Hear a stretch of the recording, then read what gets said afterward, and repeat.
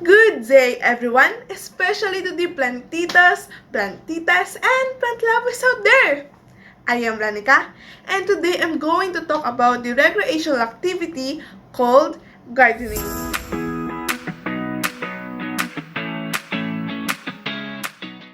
So, gardening is the practice of growing and cultivating plants. It came from the Middle English word gardine, which is borrowed from the Anglo-French gardin and jardin of Germanic origin, and it refers to the word enclosure.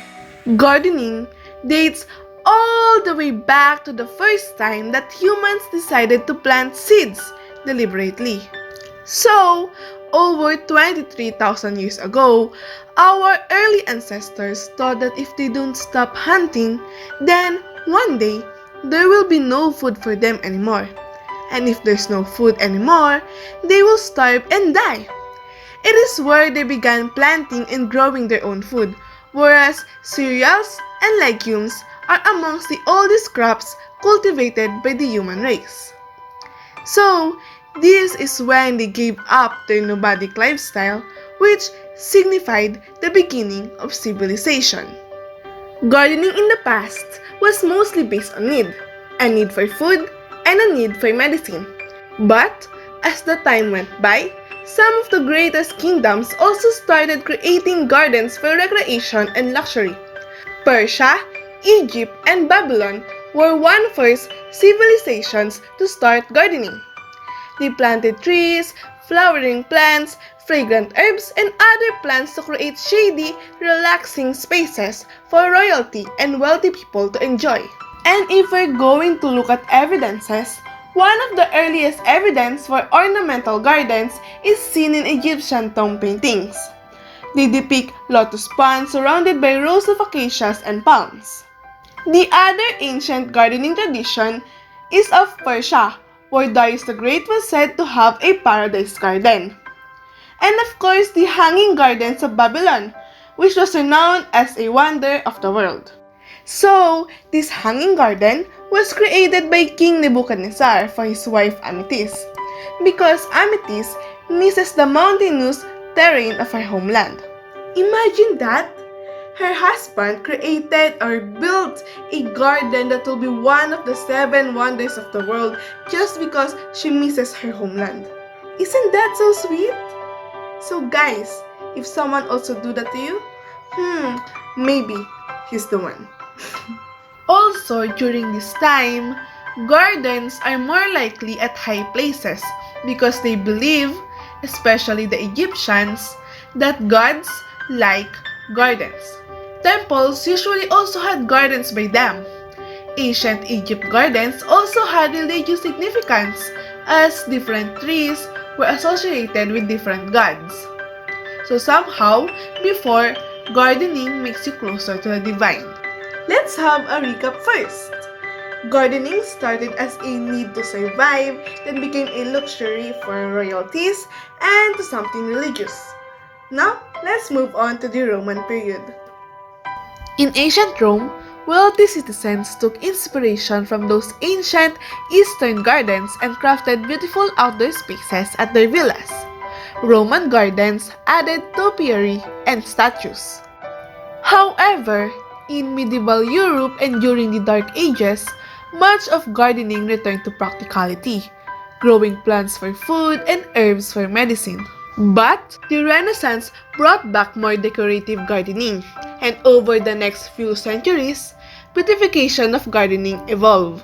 And for millennia, gardens were not only created for aesthetic beauty, but were also created to attract special insects such as butterflies or various types of birds and animals. Gardens have been grown for fragrance, medicinal purposes, and to structurally enhance public and private properties. And today, in the 21st century, the trend is the plantito and plantita, where you grow plants like cactus and succulents. You can name them, design their containers, and arrange them. So, from being a need to survive to luxury, going back to practicality, then recreational and improving gardening designs, to botanical, and now as a plantita and plantito trend, gardening is totally an important part of history and our lives.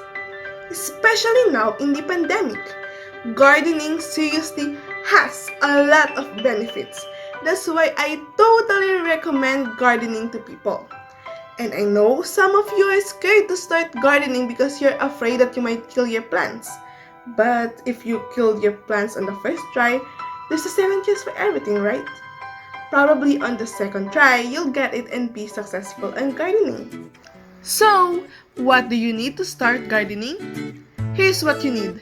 A pot, or you can also use recycled cans and plastic bottles as the container. The plants, of course. Soil, preferably loam soil. Some rocks. Shovel. Some decorations if you like. Apron and gloves. And of course, water. The first step is to add rocks at the bottom. According to experts, putting a layer of gravel, pebbles, sand, or broken pieces of pot in the bottom of the pot before putting up plants helps in improving the drainage. That's why this step is totally important. After putting rocks, you can now start putting in your soil. I totally recommend using loam soil since it's the most ideal type of soil for gardening. After that, I put a mug just for decoration. You can also use other decorations such as miniature houses, fairy, and many more. Then, I started potting my plants. I carefully remove excess soil from the roots before transferring them. And this is where the fun part begins. Make combinations and arrangement to the plants. Don't be afraid to scatter them around. And don't forget to have fun. After you arrange your plants, you can add more decorations such as rocks to make them more pleasing. Let your imagination run wild and be creative. And yeah, don't forget to water your plants after.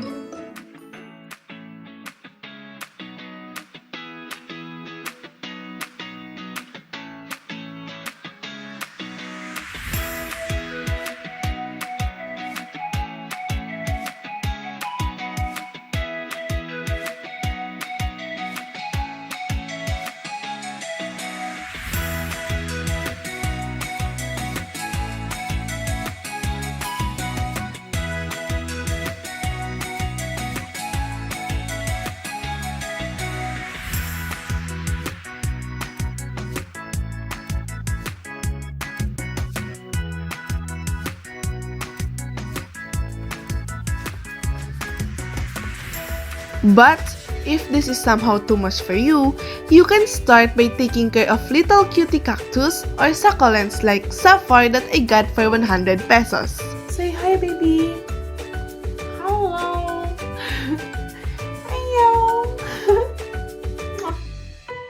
Now, let's also take a look at the characteristics that a gardener, a plantita or plantito, should somehow possess. First is patience. Gardening demands patience. You need to take care of your plants and be patient with them. Second, you need some knowledge. You need to know some basic knowledge about plants. Having some background information will totally help you in gardening. Third, calculations. And no, silly, you're not going to compute, but calculate or measure some things like when you are watering your plants. You must not ruin them or else they will die. Something like that. We should know how to eyeball calculate those kinds of things. And last but not the least is the passion and love for this thing, because most of the time, if you don't love what you're doing, it will reflect on the results. And as people say, you get the best results when you love what you're doing. If you have passion and love for plants, then I'm sure you'll be a good plantito and plantita. And of course, let's not forget about the benefits we could get from this activity. And I assure you, there's totally a lot of benefits. Well, first of all, if you will do gardening like transferring plants, digging up soil and watering them, you'll probably be fit. It also makes your heart stronger because of its cardiovascular benefits. Next, gardening relieves stress and reduces the symptoms of depression and anxiety. Gardening is also a great bonding activity for your family. It also can build your self-esteem. When you grow, nurture, and harvest plants, you might see a slightly different person in the mirror. A person who can grow things and is a little more in tune with the earth. It always feels good to accomplish new tasks. And if you can grow a garden, what can't you do? You can also acquire and hone skills in gardening, such as patience, being responsible, understanding, and as said earlier, self-confidence. Lastly, it helps nature since plants clean the air, reduce our carbon footprint, and help local wildlife. And if you plant vegetables or fruits, you can harvest it and eat it. You did not just eat healthy food, but also save money. And that's it for us today. I hope that I inspired you to be a plantito and plantita and take care of your plants. And that's it. See you again next time. Bye!